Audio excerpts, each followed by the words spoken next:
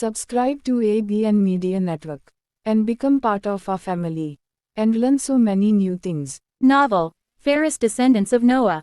Episode 2, Chapter. The Guide. Writer. Ziad Ashgar Zarin. A Tale of the Future. The complete introduction to the descendants of Noah.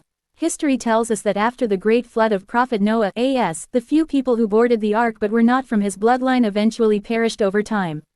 The continuation of humankind came only through the three sons of Noah, Shem, Ham, and Japheth. Shem was blessed with the prayer that his descendants would be the most numerous. From his lineage came the noble tribes that spread across the world. The Europeans, Aryans, and Arabs all trace their roots back to him. Ham, on the other hand, was told that most of his descendants would live in servitude. From his line came the people of Abyssinia, later known as the Ethiopians. Among Japheth's descendants emerged powerful tribes such as the Turks, Mongols, and Gog and Magog.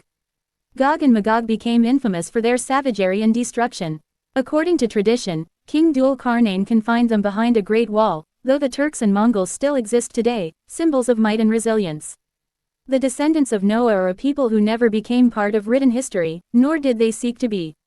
The true beginning of this story unfolds generations after Japheth, when a child was born in his lineage, different from all others because of his striking appearance. His eyes were round, his nose small, his lips thin, and his skin was pale white, like milk. Because of these unique features, he was named Noah II. As Noah II grew, he proved not only extraordinarily intelligent but also possessed incredible physical strength. The darkness of night was no obstacle for him, his eyes glowed like fireflies in the dark. According to the descendants of Noah, they are the offspring of Noah II. They claim he was the first true philosopher of the world, the one who began to reflect deeply upon the mysteries of the universe. This was an age when most people, after a long day of labor, cared only about their next meal. But even as a child, Noah II was filled with questions. Every sight, every sound stirred countless thoughts in his mind. As time passed and tribes began to spread across the earth, Noah II gathered his children and their families and set out on a mysterious journey. The caravan departed from what is now Armenia. They crossed mountains and valleys until they reached a fertile land abundant with fruit trees and sweet water springs. According to the descendants of Noah, this was the very region now known as the Desert of Egypt. This shows how the earth has always been changing, land sinking into the sea, new islands rising, frozen lands turning warm, and green valleys becoming deserts. The caravan eventually reached the shore of a vast sea. There, Noah II built a ship with the help of his sons. They gathered plenty of food, took animals with them, and set sail on the ocean. According to one tradition among the descendants of Noah, their sea voyage lasted for more than 100 years. The journey was filled with hardships, but in the end, they reached a lush island where they decided to settle, as Noah II had fallen gravely ill and could travel no further. Before his death, Noah II laid down strict laws for his descendants. His command was clear: anyone who disobeyed these laws, whether a father or a son, would be executed. He told them, "Greater than, you are different from the world, and powerful. Always remain hidden. Know about the world, but let no one know about you. The nations before you disobeyed their prophets, never deny any prophet, and never turn away from the teachings of your forefather, Noah as.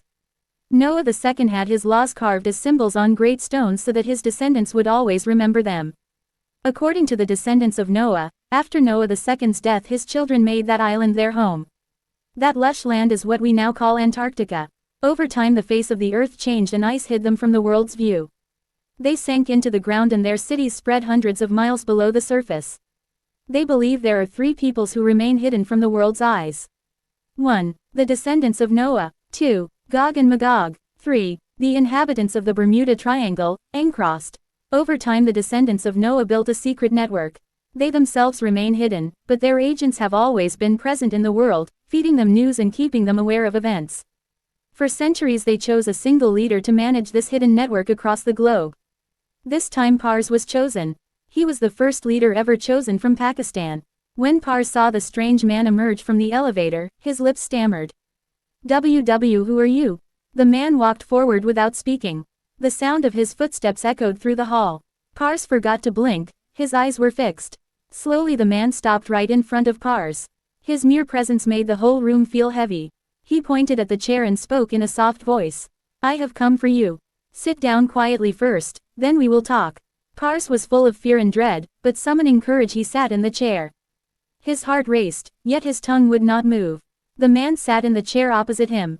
After a brief pause he smiled and said, "I am Shigdar." Saying this, he pulled the laptop toward him and began typing rapidly on the keyboard. The name had just appeared in Pars's mind. A little earlier he had seen the same name in his father's diary.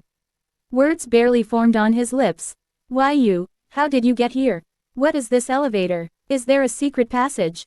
Shigdar answered without stopping, "I will tell you everything, but first look at this." Pars hurried to the door and began pressing and pulling it with all his strength. He searched for a biometric sensor, pushed at the panels, even struck the frame, but the door didn't budge. Sweat formed on his forehead and his heartbeat quickened. "What kind of joke is this?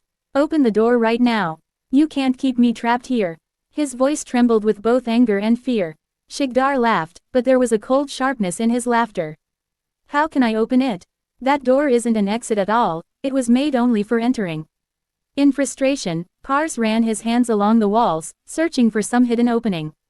"Pars, calm down," Shigdar said quietly. "Stop acting like a madman. Sit down, and I'll explain everything." He gestured toward the chair. Pars's breathing was heavy, but in defeat he slowly returned and sat down again. In a softer voice, Shigdar said, "Pars, you're like a son to me. My bond with your father was like that of a brother. So ask whatever you want, freely. And as for getting out, the only way to leave this room is through that elevator. You'll have to teleport using it." He pointed toward the elevator, the line between Pars's captivity and his freedom. "Tell me who you are and where you came from. Are you from another planet?" Pars asked, his voice steady but curious. A faint smile touched Shigdar's lips. "No, I'm human, just like you," he said, his tone calm and sure. "I am from the descendants of Noah. We call ourselves Al-Enu, the people of Noah, because we never turned away from his commands. We've followed every prophet who came after him, but we've always stayed hidden. That's why the world doesn't know we exist." He pointed toward the diary on the table. "Everything you want to know about us is written in there." Pars gestured toward the device. "But our science isn't advanced enough to teleport matter." "Who built this machine then?" A spark of pride lit up Shigdar's eyes. "I know. It will take your people many centuries to reach this level of technology. This device was created by our own scientists. And this," he said, patting the console, "is just an old prototype, 25 years old. The new ones are far more advanced, far beyond your imagination." Another question rushed through Pars's mind. "What was my father's connection with your people?" Shigdar took a deep breath. "Ferris Ali's connection to us existed because of you. He was chosen to be your father. Raising you properly was our first responsibility. That's why we stayed close to him. But," his voice faltered slightly, "at the end, he made a mistake, one that separated him from us forever, and left you alone." Confusion and unease filled Pars's eyes. What mistake? What could he have done that cost him his life? A shadow passed over Shigdar's face. He stood up slowly. "That secret can't be revealed yet. In time, you'll know everything."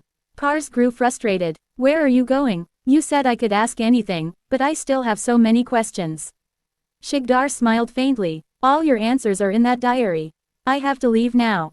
On this laptop, press the F3 key, the elevator will open. Step inside, and it will teleport you out of this hall." He leaned closer, meeting Pars's eyes. "And one more thing, whatever you've seen or heard today, don't tell anyone. Not even your mother." Pars hurried to the door and began pressing and pulling it with all his strength. He searched for a biometric sensor, pushed at the panels, even struck the frame, but the door didn't budge. Sweat formed on his forehead and his heartbeat quickened. "What kind of joke is this? Open the door right now. You can't keep me trapped here." His voice trembled with both anger and fear. Shigdar laughed, but there was a cold sharpness in his laughter. "How can I open it? That door isn't an exit at all, it was made only for entering." In frustration, Pars ran his hands along the walls, searching for some hidden opening. "Pars, calm down," Shigdar said quietly. "Stop acting like a madman. Sit down, and I'll explain everything." He gestured toward the chair. Pars's breathing was heavy, but in defeat he slowly returned and sat down again.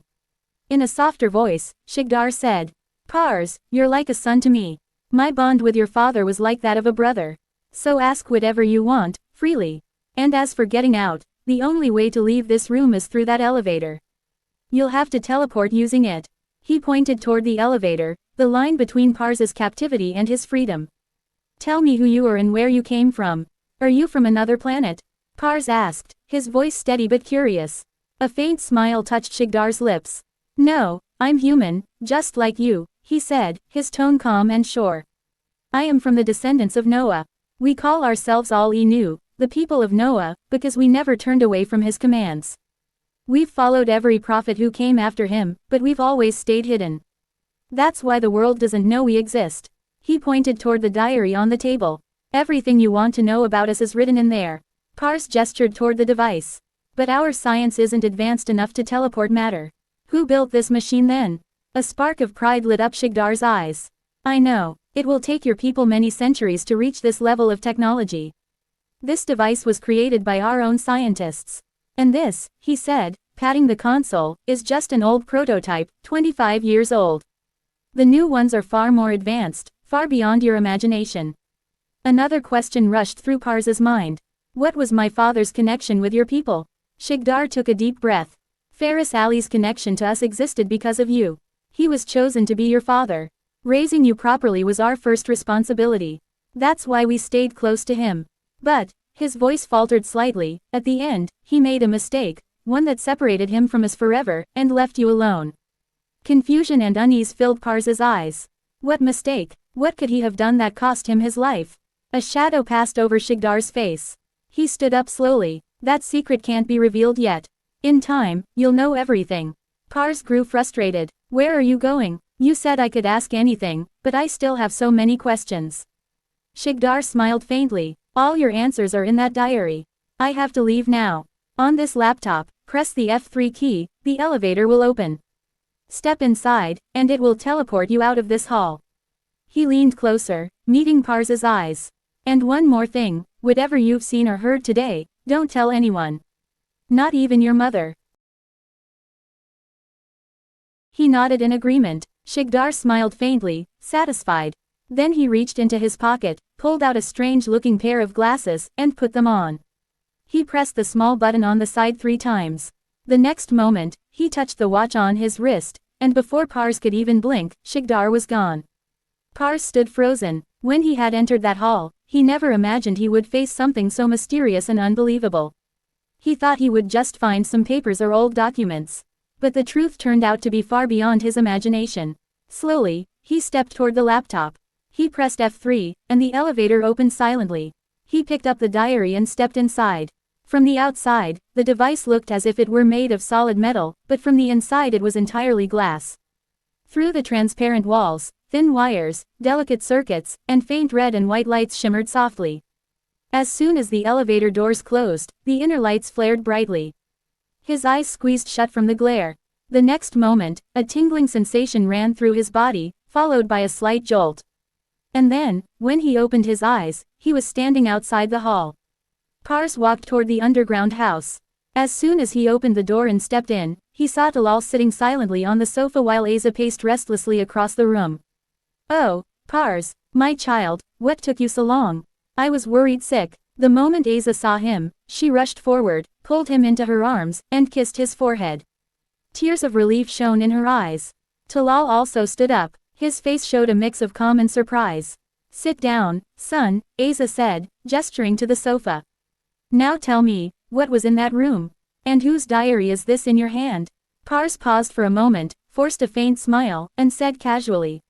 Nothing special, Mama, just some old books, a couple of cabinets, and an old laptop. There were a few instructions left for me. I liked this diary, so I brought it along. He showed her the diary, trying to sound reassuring. Asa asked again, what kind of instructions, son? Tell me too. Pars gently took her hand, kissed it, and smiled. Nothing important, Mama, think of it as father's last will. I'll tell you everything when the time is right. There were still questions in Asa's eyes, but Pars quickly changed the subject. I think we should go now. It's getting late. Hearing this, Asa and Talal stood up. Both believed the mystery was now over. But they had no idea that every secret carries within it 1,000 more. A new day had dawned. After offering the Fajr prayer, Pars returned home to find everyone unusually fast asleep. Moving quietly, he stepped into the kitchen and began to make breakfast for himself. The smell of tea was spreading through the air when suddenly a familiar voice came from behind. Pars, what are you doing here? Asa stood at the door, her tone carrying both surprise and warmth. Pouring tea into his cup, Pars replied. Nothing, Mama, just making breakfast for myself. Everyone was asleep, and I didn't want to disturb anyone. Asa walked closer with a soft smile and said gently. You could have told me. What's there to worry about? Anyway, you have your breakfast. I'll go pray before the time passes. She turned to leave. Pars set his cup down and called out. Mama, wait a second. Asa paused and looked back. Yes, son. He hesitated for a moment, then said. Mama, after breakfast I need to go out for a while. I'll be back in a few hours, if that's all right with you. Asa thought for a moment, then spoke in a slightly serious tone. Fine, but don't take too long. Your aunt is coming to visit today. He let out a quiet sigh of relief and said gratefully. Thank you, Mama, I'll be back soon. He finished his breakfast in silence. A few minutes later, his cup was empty, his plate clean, and he stepped out of the house with determined steps. The sun was rising over the horizon, painting the sky in shades of red and gold. Under an old tree sat a wounded man, his arm freshly shot. He tore a strip from his shirt and wrapped it tightly around the wound. After tying the makeshift bandage, he took a deep breath, pushed himself up using the tree for support, and began to walk unsteadily forward. He was no ordinary man, he was a master of disguise, a thief, and a con artist of the highest order. His tongue was so persuasive that he could win anyone over in the blink of an eye. Across South Sudan, his name inspired fear, though no one had ever seen his true face. He had always lived behind masks. But last night had changed everything. A sudden police raid had made one thing clear, there was a traitor among them. And to him, betrayal meant only one thing, treason. And the punishment for treason was simple, to be buried alive. The bullet had torn through his arm. By the time he managed to stop the bleeding, he had already lost too much blood. Weakness weighed down his body, yet he kept moving until he reached the mouth of a cave. With trembling hands, he pulled a phone from his pocket, dialed a number, and leaned back against a rock as the call began to ring. A few moments later a voice answered on the other end and he said.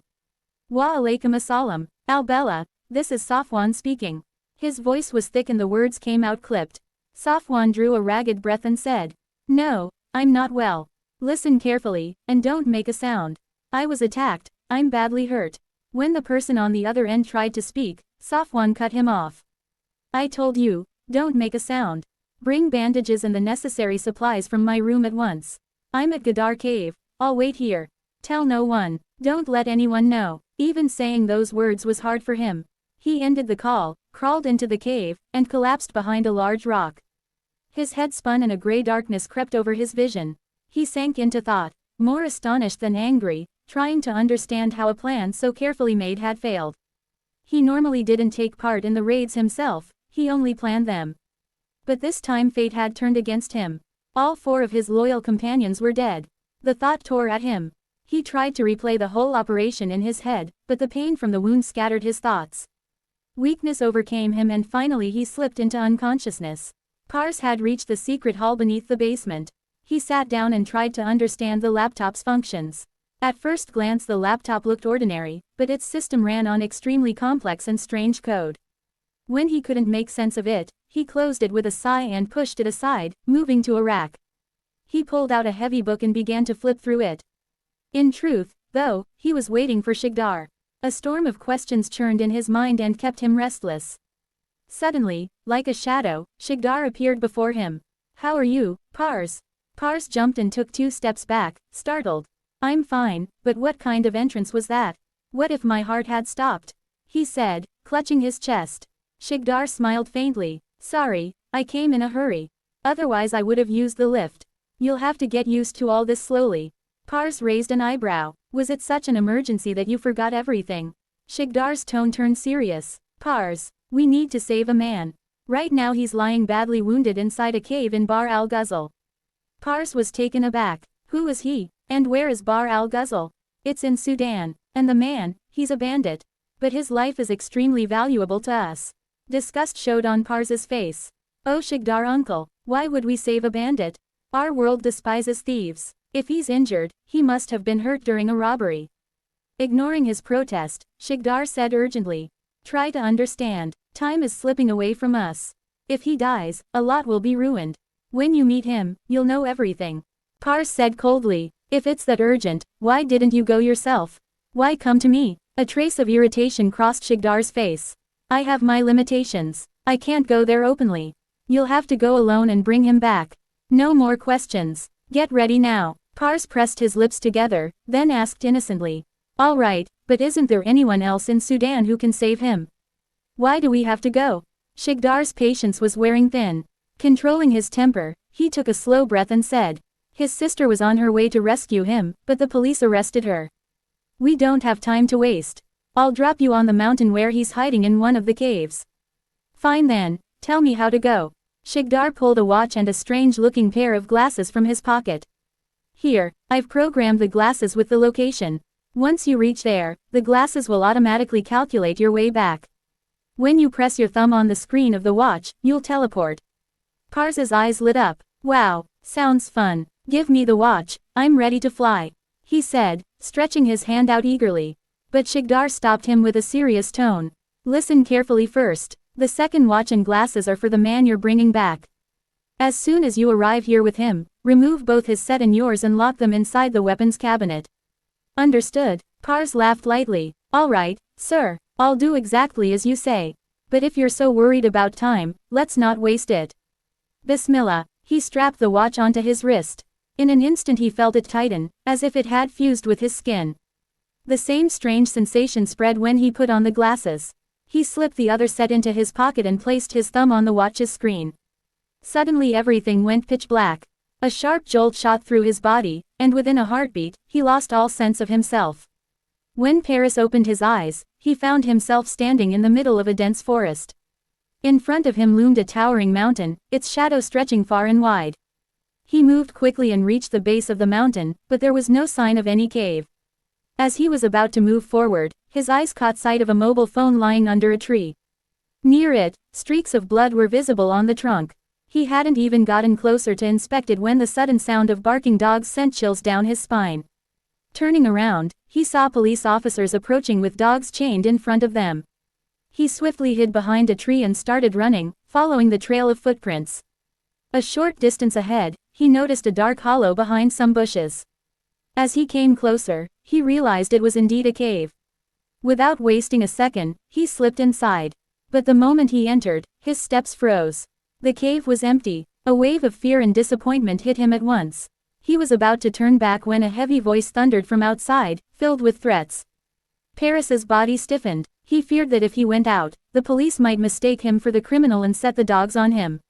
He crouched behind a rock and turned on the phone's flashlight. The beam revealed a motionless body lying in front of him. A torn shirt was wrapped around the man's arm. Paris immediately realized this was the person Shigdar had told him to save.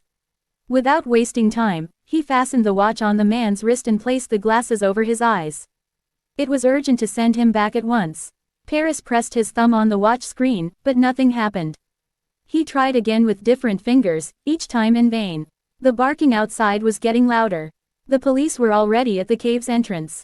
Sweat dripped down his face as anger toward Shigdar filled his heart. For a moment, he thought about leaving the wounded man and saving himself, but his conscience refused. Suddenly, an idea struck him.